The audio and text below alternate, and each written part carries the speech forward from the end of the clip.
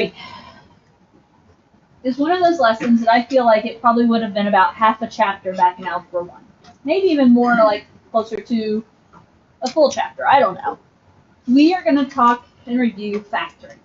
Now, all this factoring we're going to do is stuff you did back in Algebra 1. The problem is remembering it from Algebra 1. Okay? But we're going to talk about a lot of factoring, and that's what we're going to spend today on. As we proceed through the lesson, we'll take that factoring and use it to solve equations. And we'll talk about zeros and some various things. So we're going to spend several days in 2.3. Now, okay, let's start with our basic factoring here. First example we're going to look at is x squared plus 7x plus 12. Now, as we look at that, I don't know, we'll just start with, do you guys remember anything about this factoring?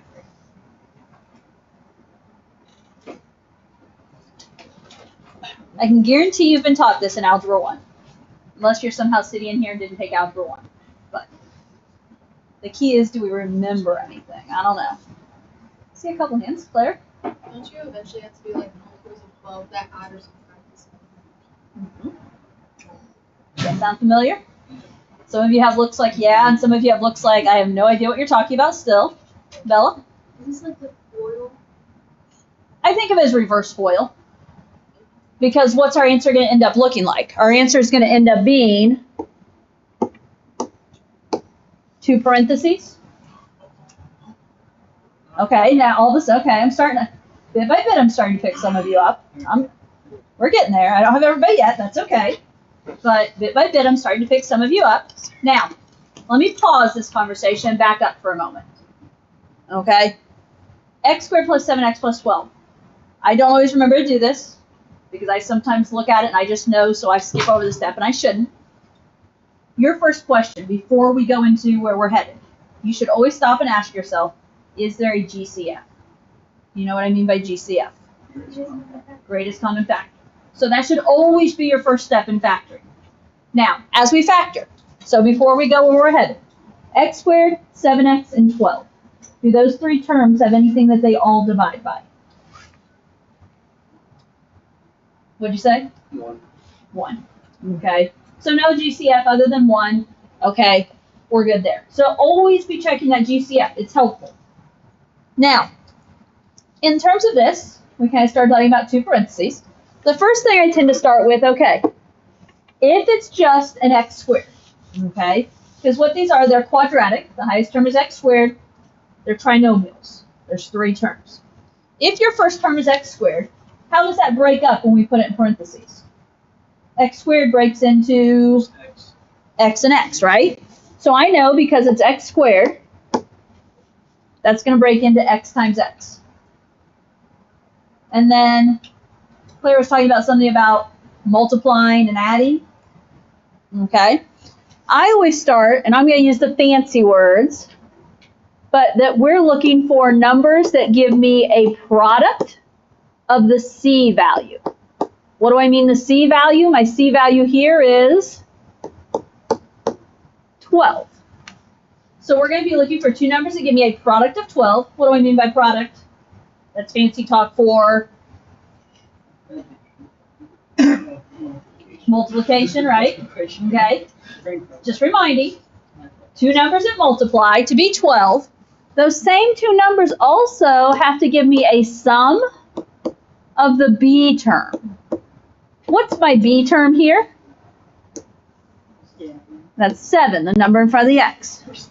Now, some of you are looking at this, you've got it, you've got your answer, you're saying let's move on. Now, let me talk to the rest of you, because I know not everyone's quite there yet. If the numbers are obvious, it's easy, and we don't need a process, do we? But if the numbers aren't obvious, we need a process. Okay, even if the numbers are obvious to everyone in this room, we still need a process. And what I usually try and get you guys to do, if you are looking at this, you're saying, I don't know what paired numbers works. Let's list our numbers that multiply to be 12. So what numbers give me a product of 12? If I start with 1, 1 times what is 12? 1 times 12. Now, I like to go in order. After 1, I would say 2. 2 times what is 12? After 2, I'm going to say 3. 3 times what is 12? 4. After 3, I would say 4, but 4 is already in my list here, isn't it? So my set of numbers has to be one of those. Which set of numbers multiplies to be 12 and adds to be 7? It's the 3 and 4. The only other piece you have to decide is signs.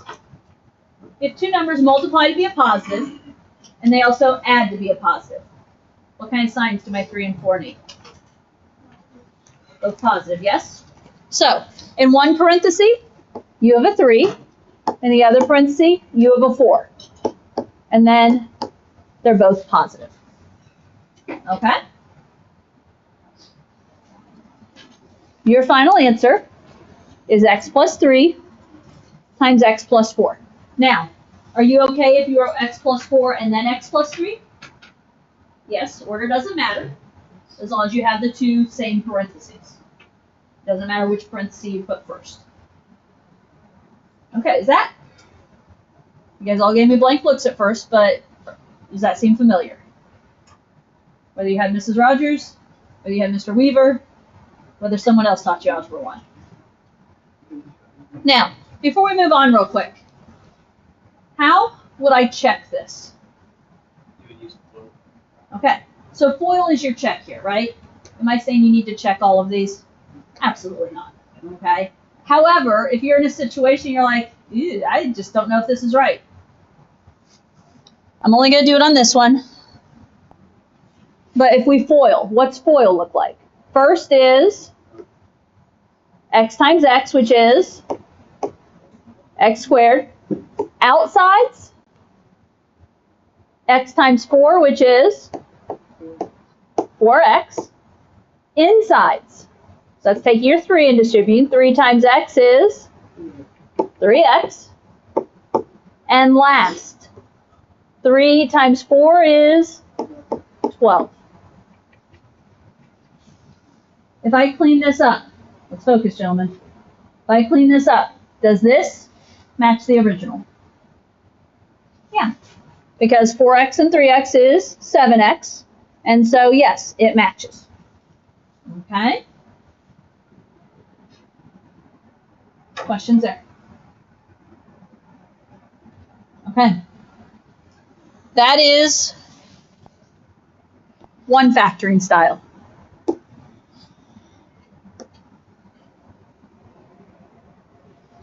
In Algebra 1, you would have spent a day or two just learning that. Okay? Maybe just a day. I don't know. Okay, next one. Let's factor 2x squared minus 5x minus 3. Now, officially, what do I need to ask you first? Is there a GCF? No. 2x squared minus 5x minus 3. They don't have anything all in common, so no GCF. Okay. Thoughts on this one? Observations, maybe I should ask for.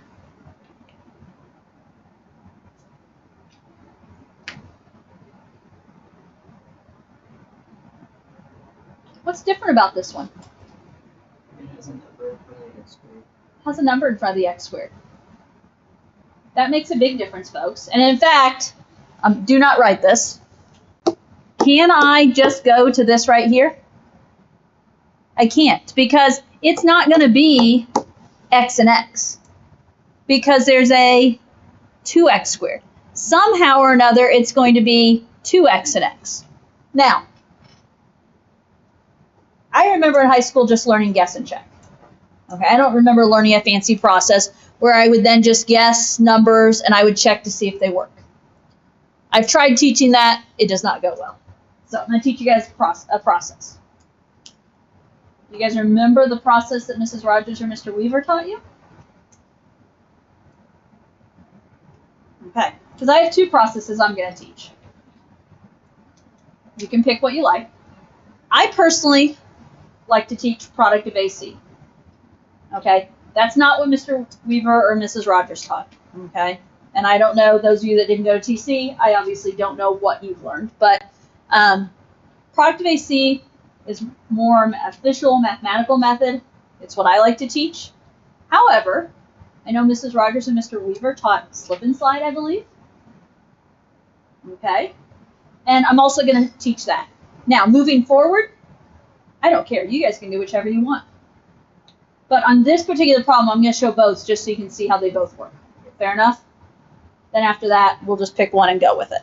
So, as I say, in my pre-calc kids, in my pre-calc class, I think last year was only the second year I knew how to do slip and slide because students taught me slip and slide after learning it from Mrs. Rogers. I'd always done product IC. I think last year I taught both. The majority of my kids have moved on with slip and slide in pre-calc.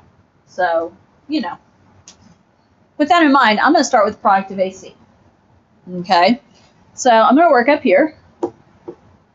And product of AC is what I refer to it as. Okay, instead of a product of C, on this particular problem, we're going to use a product of AC. What are my A and my C values here? 2 and 3. More specifically, 2 and -3. And 2 times -3 is -6. So I'm going to need a product of -6. And my sum is still the same. I need a sum of the B term. What's my B value? -5. So I need two numbers that multiply to be -6 and add to be -5. What do you guys got for a product of 6? What are my options? 1 times 6 or 2 times 3. Those are my options. How do I make this work? If it multiplies to be -6, what's that mean about our signs?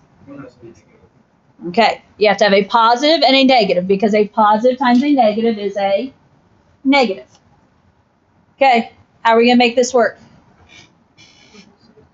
Okay, it has to be the 1 and 6 combo. And it's going to be what? +1 and -6? 2 and 3 seems tempting, doesn't it? But 2 and 3 won't work if I have to put opposite signs on them, which is what I need here. Okay, so we're going to use 1 and -6. Now, unfortunately, no, we're not just done. This is not where you just put them in the parentheses and you're done. We're going to do something where we're going to take my middle term of -5x and we're going to split it. And we're going to split it using this 1 and -6. Every time I try to make that look like a negative, it turns into something else. So, -5x, I'm going to use 1 and -6 and put x's on them. So I'm going to split it into 1x, that's a plus 1x, and a -6x. Okay, so I split my middle term. First and last terms just carry down. So first term, 2x squared carries down, and -3 carries down. What I've done is I've gone from 3 terms to 4 terms. Okay, 4 terms. We're going to turn this into, and I don't know if you guys remember factor by grouping, because that's the direction this takes us. We're going to cut this in half, and we're going to group it. So I'm going to cut it in half after the second term. First 2 terms, ignore the back half. 2x squared plus 1x. What do you got for a GCF for me? What do they both divide by? 1 what? 1x. Do they both have an x in common? Number-wise, they only have a 1 in common, but they both have an x in common. So, and you don't have to show what I'm writing this exact moment, but we're going to factor out a GCF of x, which means I'm going to put the x out front. In the parentheses, write your results. What is 2x squared divided by an x? 2x, because x squared divided by x, you subtract 1 from the exponent. So 2x squared divided by x is x, plus, what's 1x divided by x? X is canceled, and you have a plus 1. Do you guys see my mistake? I might have said it, but I didn't write it. That's not supposed to just be an x, is it? Okay, rewind. 2x squared divided by x, as you told me, was 2x. Plus 1x divided by x is 1 into those parentheses. Repeat the process for the second half now. What do negative 6x and minus 3 have in common? They can both divide by 3, yes? Do me one better. Since this anytime the first term is negative, I like to divide by a negative. So I'm going to say we're going to divide by negative 3. So we're going to divide both of these terms by negative 3. So that means after the parenthesis I just ended, I put my next GCF, which is a minus 3, and do what we just did previously. What is negative 6x divided by negative 3? Negative 6 divided by negative 3 is going to be 2, and then the x. What is negative 3 divided by negative 3? 1. Plus 1. In parentheses. Now, I'm at my final step. This is good news. Okay? I'm excited this is good news because my parentheses are the same. That's what I want to happen. This 2x plus 1 being identical, I want that to happen. I need that to happen. If it didn't happen, you made a mistake. Your final answer, just like the previous one, is 2 sets of parentheses. One set of parentheses is my matching parentheses, okay? That matching parentheses is like a GCF. And so one of my sets of parentheses is the 2x plus 1, okay? If I factor out that 2x plus 1, what are my remaining pieces? Or in other words, what were my GCFs? X minus 3. And there is your factored answer. Now, could you FOIL it back together and check it? Always an option. Okay. For most of you, that was probably an unfamiliar method. Okay. It's a good method. It's a solid mathematical method. But I know it's the unfamiliar method. Shall I show slip and slide also? Okay. So I'm going to come over here. And we're going to show slip and slide. Now, excuse me. Let me write down. We're going to restart this problem. 2x squared minus 5x minus 3.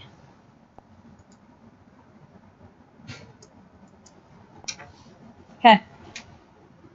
Slip and slide.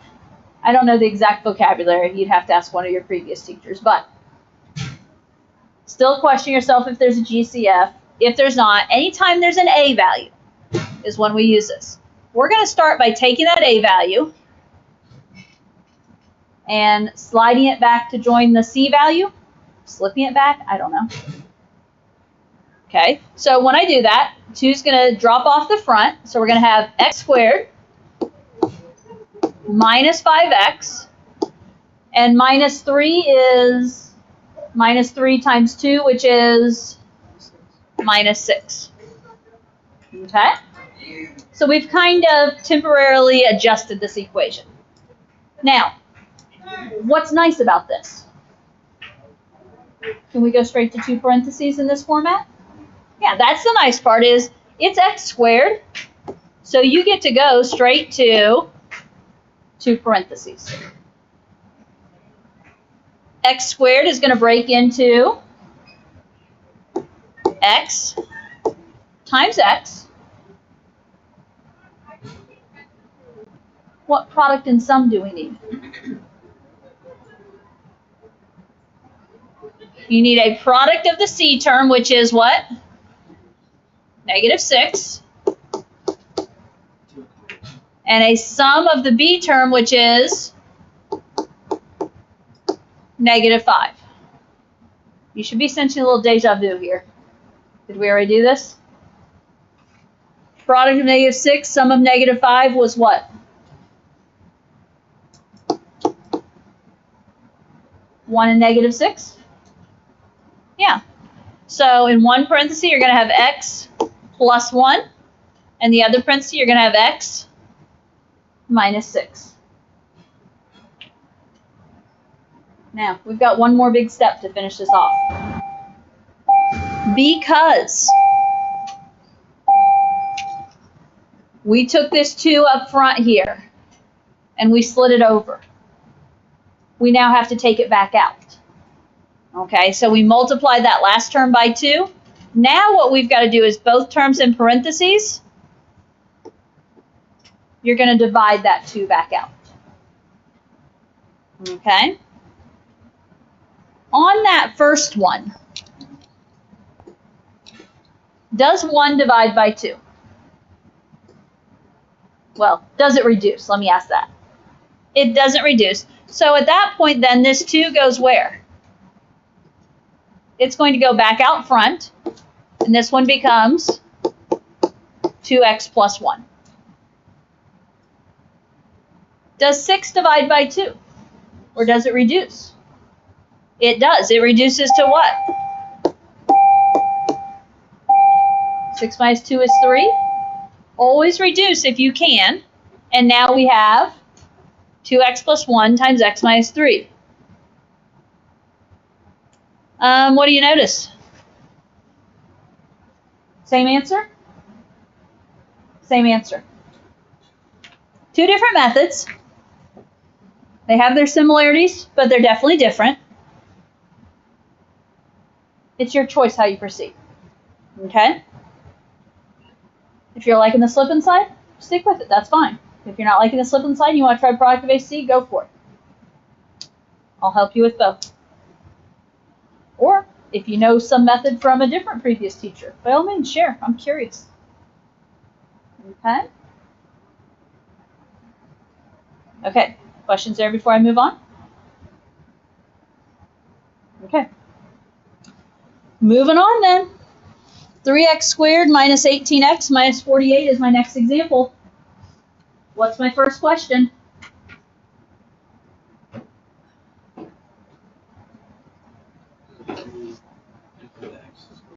What? There's a 3 in front of the x squared. There is. But I think you're trying to skip over a question we have to ask ourselves. Okay. Is there a GCF? Oh, yeah. Okay. Is there a GCF? And by all means, grab a calculator if you're not sure, right? Is there a GCF? There is. And I'm going to tell you guys right now, this problem is going to be a lot easier if we work with if we take out the GCF. If you try and, work with it in there, not as fun. So, what do all three terms divide by? They all divide by 3. So, you don't have to write down this part, but it's like thinking this, right? It's like thinking, okay, I want to divide each term by 3. When I divide each term by 3, where does that 3 have to go? You got to put it out front. You can't lose it when you're factoring like this. You have to, it's part of an expression, it has to stay there. So the 3 goes out front. 3x squared divided by 3 becomes x squared. Minus 18x divided by 3 becomes 6x. Minus 48 divided by 3 is 16. Am I done? Not until you at least check, right? Does what's in my parentheses look like something that might be able to factor? It does. Is it guaranteed to factor? It's not. We could be done. But don't ever assume you're done. You need to check. If this factors, this is at 3 terms, a trinomial, quadratic, highest x squared. So if it factors, you're going to have a product of what? The c term, which is negative 16. And you're going to have a sum of negative 6. So I use the word product and sum. It's the same as saying multiply and add, right? So two numbers that multiply to be negative 16 and add to be negative 6. If you've got them, great. If not, run through a list of what multiplies to be 16. 1 times what?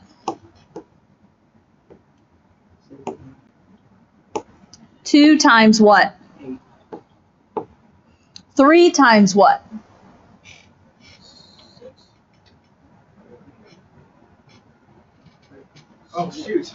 3 times 6 equals 4. My bad. 3 times what is 16?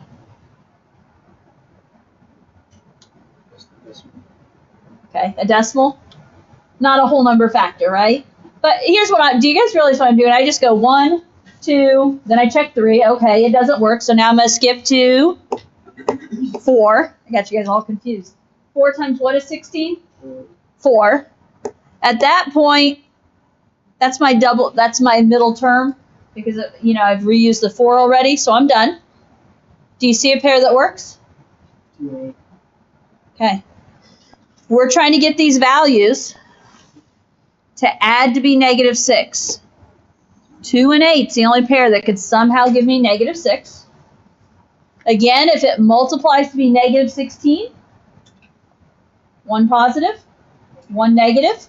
Which way is it working here? Positive 2. Okay. Positive 2, negative 8.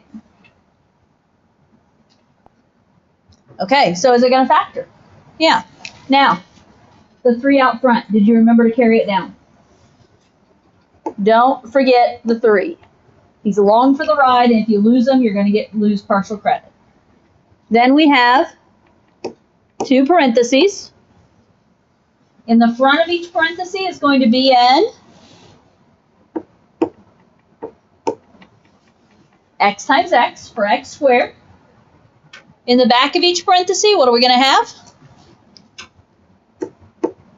A plus 2 and a minus 8. Okay. I think Mrs. Rogers, I know, at least teaches signs differently. So how I go through the signs and how like Mrs. Rogers or Mr. Weaver did it might be different. So it's however you know to think through the signs. Okay.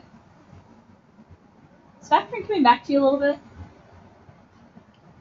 I know it's been a minute, right?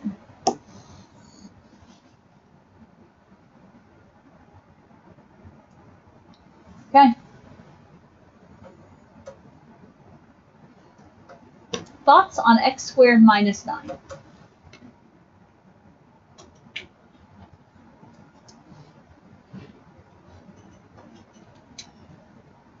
I guess I should start with the basics. Is there a GCF? No. X squared and 9 don't have anything in common besides 1, and that doesn't help me with anything. Does this one look a little different?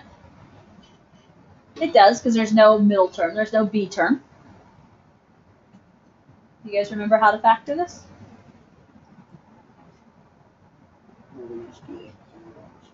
What? You could think that way. I'll be honest, it's not how I usually teach it, but I did mention that this morning. So if we wanted to go and think about it as a 0x, then you're asking yourself what gives you a product of negative 9 and a sum of 0.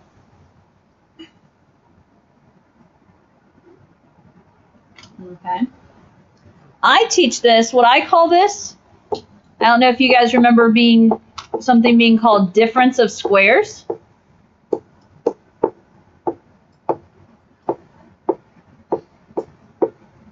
Okay.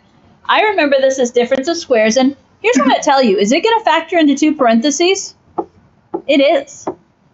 My answer is going to look just like all the others. But it's difference of squares because x squared is a perfect square. I can take the square root of it. And 9 is a perfect square. I can take the square root of that. And it's a difference because it's being subtracted. So, we're going to talk about the square root of x squared and the square root of 9. What's the square root of 9? 3, because 3 times 3 is 9. What's the square root of x squared? X. X times itself is x squared. Those are your pieces that go over there. Okay? So x squared is going to break into x times x. What's the 9 going to break into? 3 times 3. So you've got x's at the front, 3's at the back. And then I just simply ask, how do you multiply to get a negative 9? You need a plus 3 and a minus 3. Okay? Could you FOIL it back together to check? Yeah. Now, could that also work if you thought, like Lane mentioned, a product of negative 9 and a sum of 0? 3 plus negative 3 would be a sum of 0, wouldn't it? So you can think that way too. Okay? I teach as more of a memorization thing, but that hopefully should support the idea behind it. Okay? Questions here? Okay, I keep adding on the methods, don't I? I haven't taught you anything new. I promise I haven't. It's just a matter of remembering it. Okay, let's get these next 2 factoring possibilities in. Ready? Okay. In fact, I don't think I'm teaching anything else new in this factoring section. You know it all now. So, 3x squared minus 7x plus 2. Start with, is there a GCF? 3, 7, and 2? Nope. And they don't all have x's, so no GCF. Okay, what do you notice that kind of dictates what method we need to use from here? What'd you say? The 2. I wouldn't say the 2. I don't know, depends where you're going with that. Well, it's smaller than E. Okay. What method do we need to use here, guys?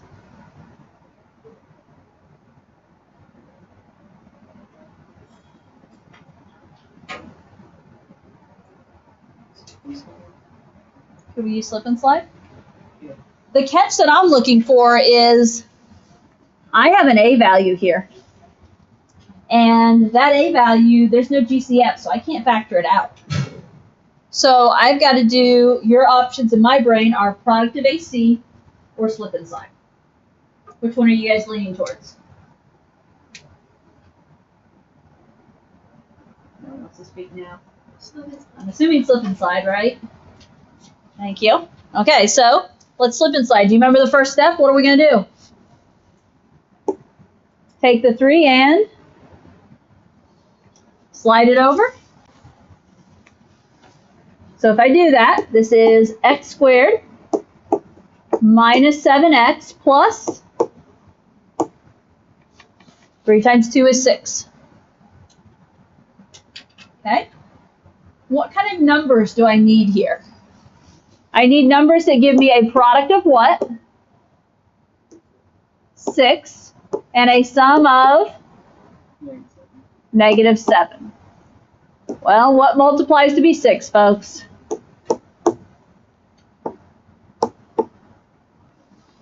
1 times 6, 2 times 3. Which pair is going to give me negative 7? The 1 and 6. How do these signs work? We haven't had signs like this today. 2 negatives. 2 negatives, right? If it multiplies to be a positive, it's either 2 positives or 2 negatives. 2 negatives.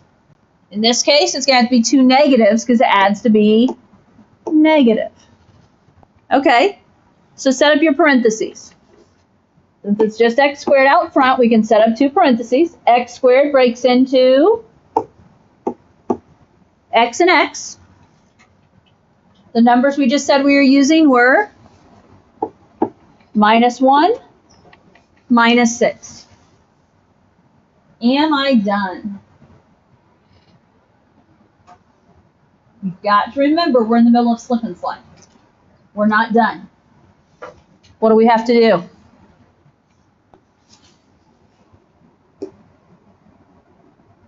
We originally took that 3 and slipped it over there, didn't we? Now what do we have to do? We've got to take it back out. Okay, so since I multiplied both, when I multiplied by 3, now we're going to have to take these both and divide by 3. On the first one, does 1 over 3 reduce? No, so what are we going to do with the 3? Move it out front, so I have 3x minus 1. On the second one, does 6 over 3 reduce? Yeah, so what's that become? X minus 2.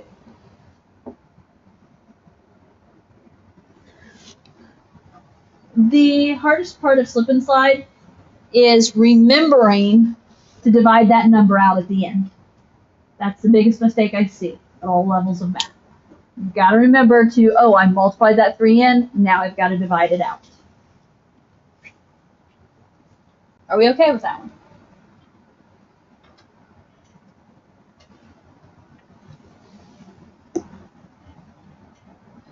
Okay. One more factoring. What are your thoughts here? GCF. Okay. First question, is there a GCF? And I'm guessing since Cooper mentioned that, there is one. What do all 3 terms divide by? 2. So we're going to divide all 3 terms by 2. Do I get to just drop the 2 out of the problem? No. That 2 goes out front, and then you write in parentheses what remains. 2x squared divided by 2 is x squared, plus 4x divided by 2 is 2x, minus 126 divided by 2, 63.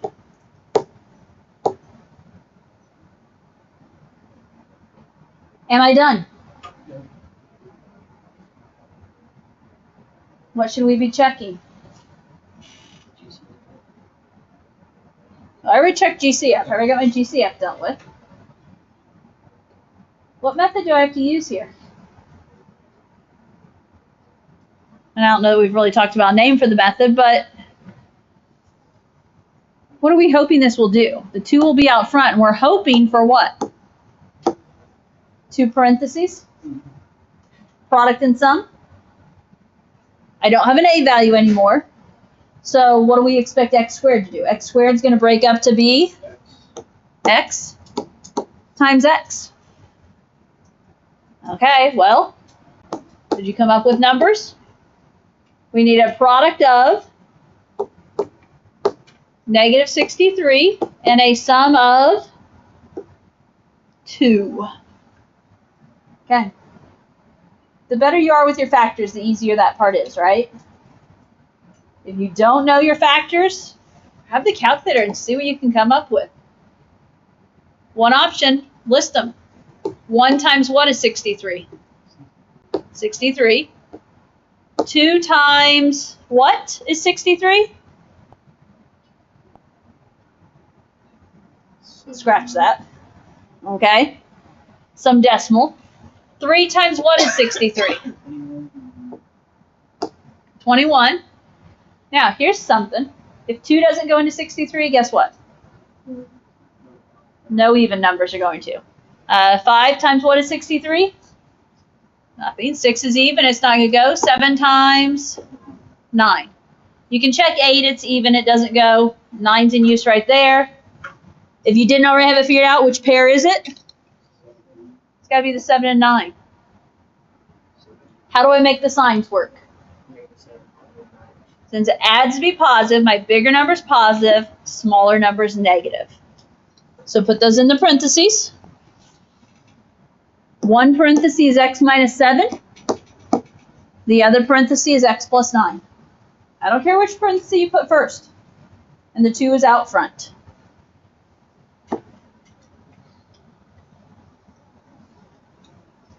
Okay.